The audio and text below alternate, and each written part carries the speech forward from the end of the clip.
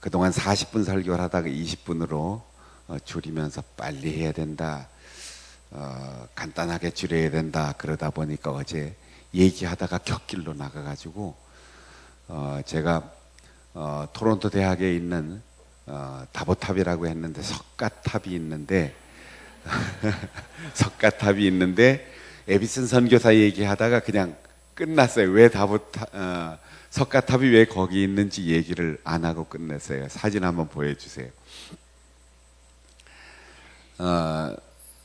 토론토 대학의 임마누엘 칼리지 옆에 있는 석가탑인데, 다음, 이렇게 아주 하얗게 예쁘게, 크진 않지만, 다음, 코리안 파고다 가든이라고 했어요. 이게 그 토론토에 있는 한인 미랄교회 집사님이 이제 디자인한 건데, 에비슨 선교사가 우리나라에 와서 재중원을 인수하고 세브란스 병원을 세우고 의대 학장을 지내고 2대에 걸쳐서 헌신한 것을 기념해서 연세대학교 의과대학 동문들이 만든 기념물이에요. 이게 카나다로 건너가서 지금 토론토 대학에 있는 거지요.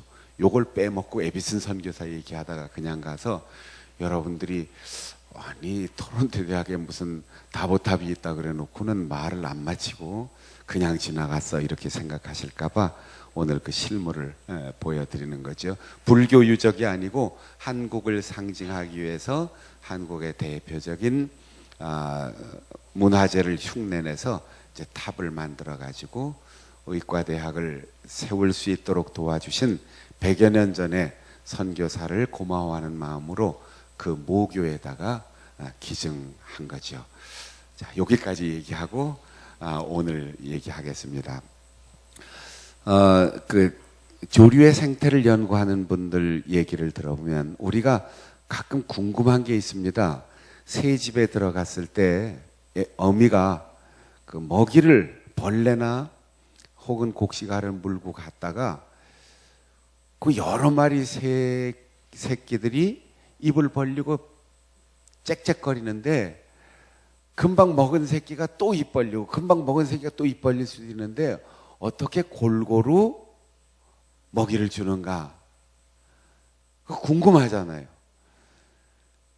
그런데 어미는 뭐 번호를 붙여놓는다든지 아니면 얼굴을 다 알아보고 순서를 정한다든지 먹었는데 넌 왜 또 와? 하고 야단을 친다든지 그게 아니고 가서 여러 개의 새끼 주둥이가 이렇게 입을 벌리고 어미에게 짹짹거리는데 그 중에 가장 입을 크게 벌리는 새끼 입에다가 먹이를 넣어준다는 거예요.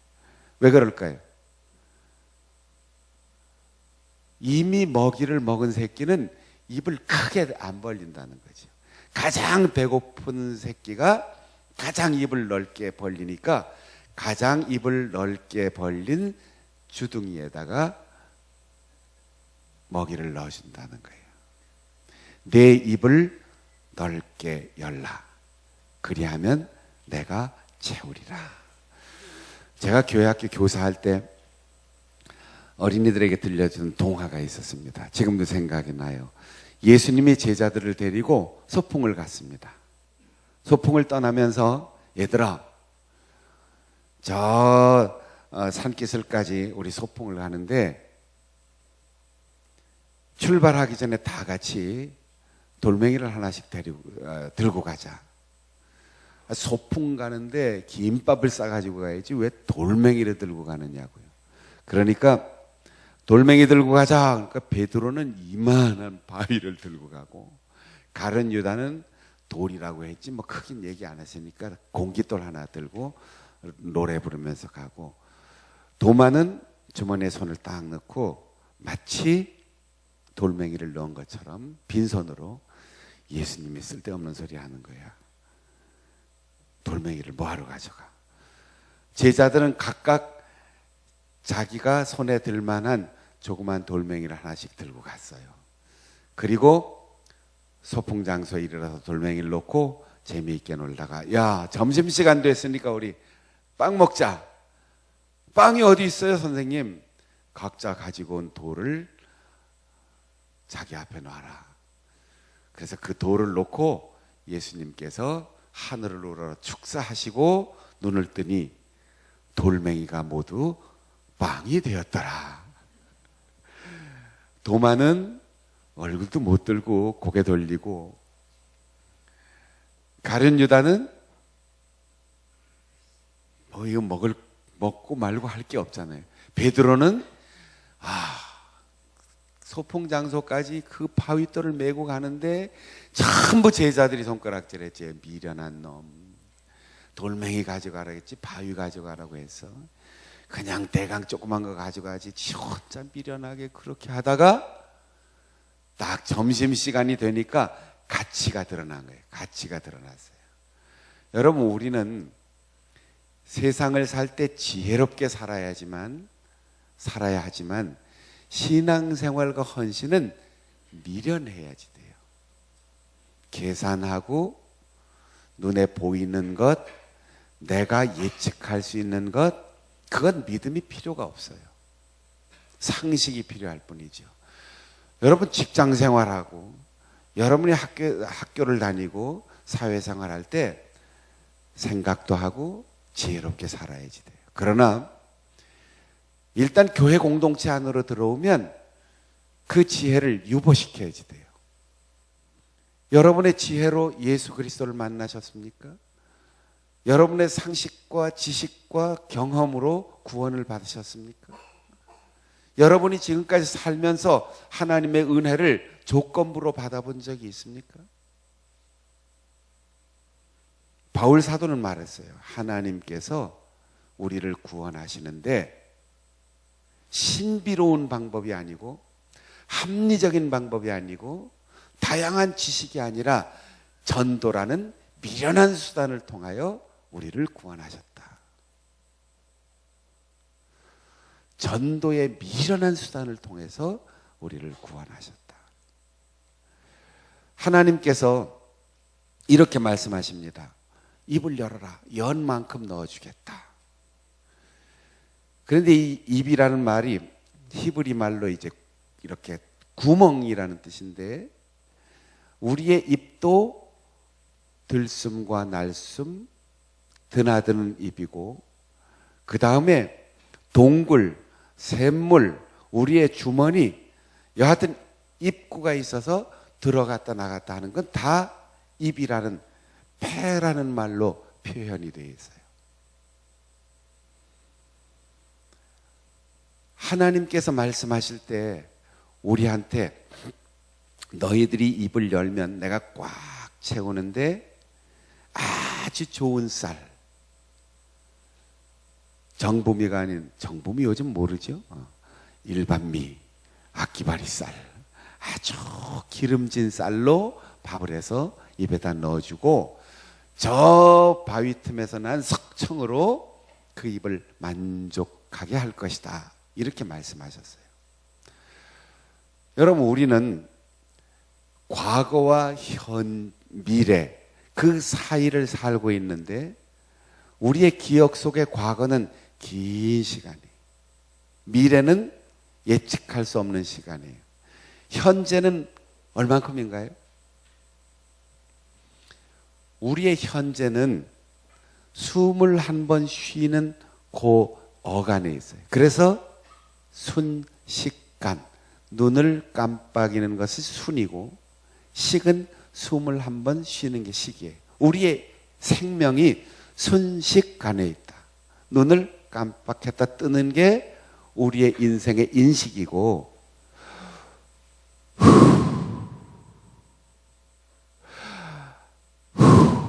요게 현재, 요게 현재. 우리가 과거에 숨을 비축해 놨다가 지금 비축해 놓은 숨을 쉴 수 없어요.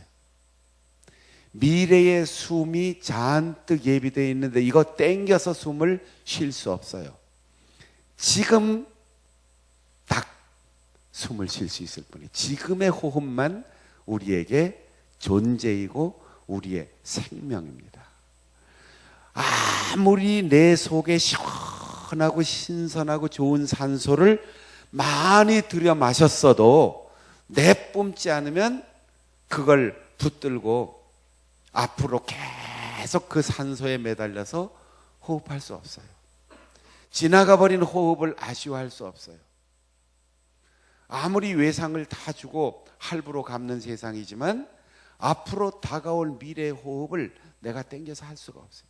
딱 한 번 지금 여기서 들이쉬고 내쉬는 호흡에 우리의 생명이 있습니다. 그렇다면 우리가 호흡을 아까워할 게 없어요. 후 내뿜고 내뿜은 만큼 우리에게 신선한 공기가 들어가는 거지. 아유, 장충당 공원 가고 단풍 보면서 좋은 공기 마셨는데 아까워 이러면 죽는 거예요. 호흡을 푹 내뿜었는데 내 속에 있는 나쁜 거 다 내뿜었어. 다시는 들이키지 않을 거야. 그러고는 하고 이러고 있으면 죽는 거예요. 우리가 건강하려면 크게 내쉬고 크게 들이셔야 돼요. 하나님 앞에 찬송할 때도 크게 찬송하고 기쁨으로 찬송하면 우리에게 하나님은 그분의 호흡, 성령으로 충만하게 채워져요. 하나님이 우리에게 돌고 돌다가 나에게 잠시 머물게 해주시는 물질도 나눠주고 베풀어주고 도와주고 그러면 하나님께서 돌리고 돌리셔서 나에게 또 오게 해주세요. 그런데 딱 붙들고 이름은 돈이지만 여기서 멈춰, 더 이상 돌지 마, 붙들고 있으면 썩게 돼 있어요. 우리가 아까워하고 인색하면 가지 않으면 오는 방법이 없습니다. 입을 크게 열라, 이 말은 제가 설명했죠. 출입 기능이 있다는 거예요. 입도 출입 기능이 있고 지갑도 출입 기능이 있고 샘물도 퍼내면 퍼낼수록 더 맑은 물이 나오게 돼 있어요. 근데 우리가 조금 어렵다, 아깝다, 그리고는 줄이자 그러면 점점 돌아오는 게 없는 거예요. 그래서 우리 애가 어렵고 힘들수록 자녀들을 위하여 가르치고 남들을 위해서 도와주고 선교 사역을 후원하고 내일의 일꾼들을 가르쳐 길러내는 일에 헌신하고 그래야 우리의 다음 세대들에게 돌아오는 거지. 이 말씀을 누가 했습니까? 네 입을 넓게 열어라, 내가 채울 것이다. 그런데 너희가 듣지 않았다, 너희가 원하지 않았다. 그래서 내가 그대로 내버려 놔뒀다. 이 말씀을 누가 하셨어요? 너희를 애굽에서 구원해낸, 건져낸 나 여호와가 말한다. 여러분, 400년 동안 노예로 살던 히브리인들이 자유를 얻게 된다는 것 아무도 상상 못했어요. 이스라엘 백성들이 부르짖어 기도하면서도 자기들도 믿지 못했어요. 내가 너희들을 이끌어 나가겠다, 모세가 나왔을 때 믿지 않았어요. 10가지 재앙 이후 바로가 두 손 들고 그들을 보냈을 때, 홍해를 건넜을 때, 광야에 나와서도 계속 그들은 불평했어요. 그러나 40년 동안 광야에서 하나님께서는 그들에게 만나를 먹여주셨고 반석에서 나오는 샘물을 마시게 하시고 마침내 그들의 조상과 약속하신 약속의 땅 가나안 땅에 이르게 하셨습니다. 그 하나님이 지금 말씀하신다는 거예요. 입을 열어라. 너희 몸속에, 너희의 폐 속에, 혈관 속에 탁한 공기가 흐르고 있다면 내뿜어라. 그러면 신선한 공기를 넣어주겠다.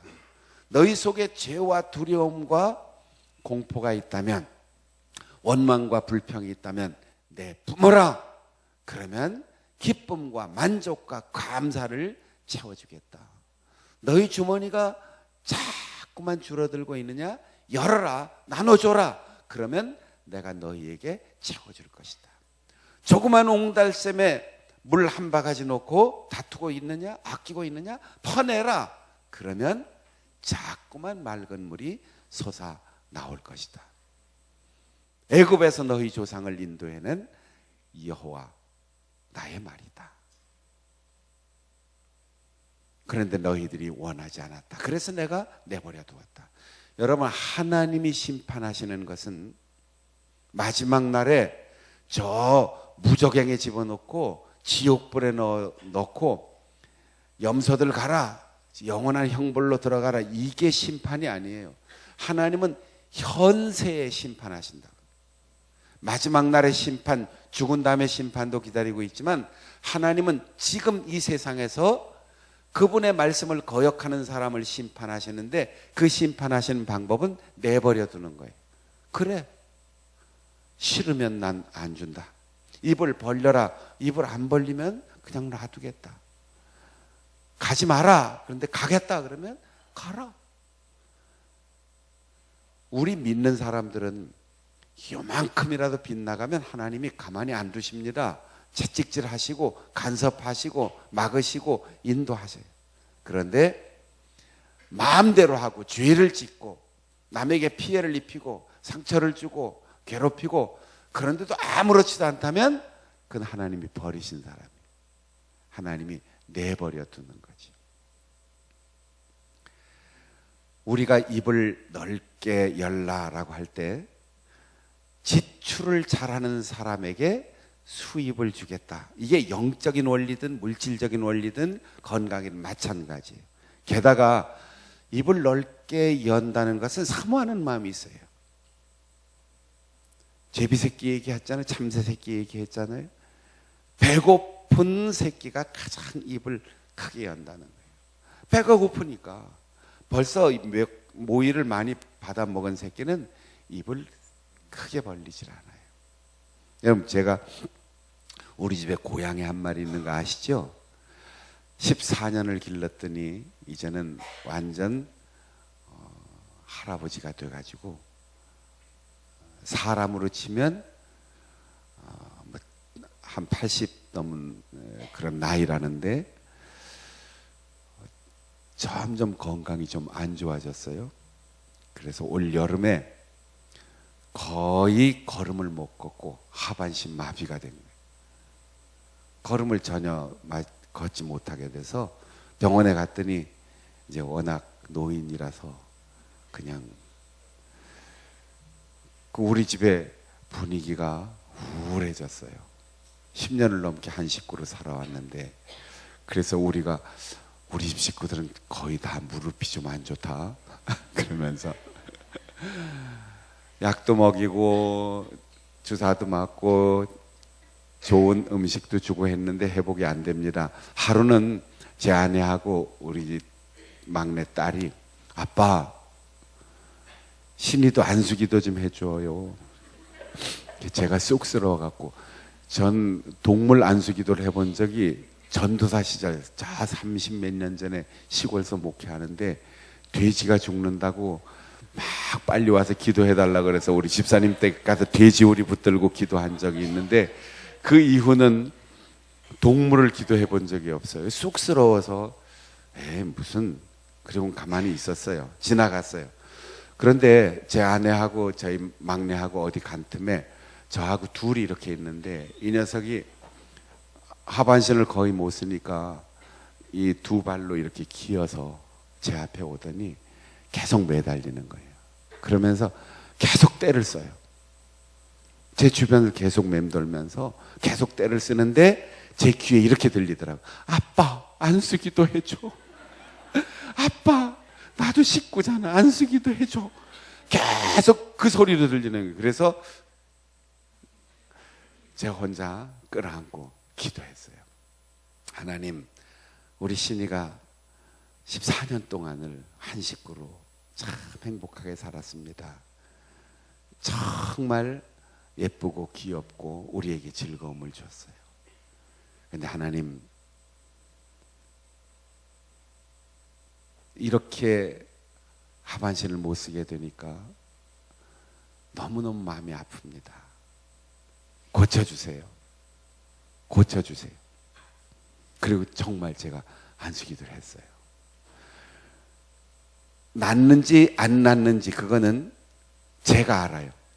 왜냐하면 우리 성도들을 위해서도 안수기도 하면 다리 아프다는 분이든 허리 아프다는 분이든 그분의 아픔이 내 몸으로 옮아오는 것을 내가 느끼면 내가 아파요. 대신 아파요. 며칠 동안 앓는다고요.